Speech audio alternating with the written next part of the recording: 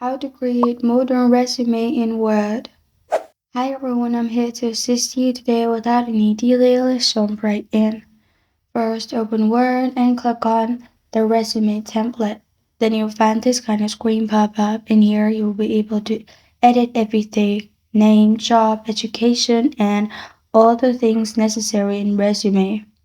To add picture, click on Insert and click on Pictures. Then select the picture and press on Insert. Your picture will be added. Beside your picture, you will find square shape, which is layout options. Click on it. Then below with text wrapping, click on the third option, which is through. After that, you'll find picture format at the top. In picture format, you'll find crop. Click on it. And then click on crop to shape and select the shape you want your picture to be. Basically, it's gonna be oval. Now resize your picture as you want.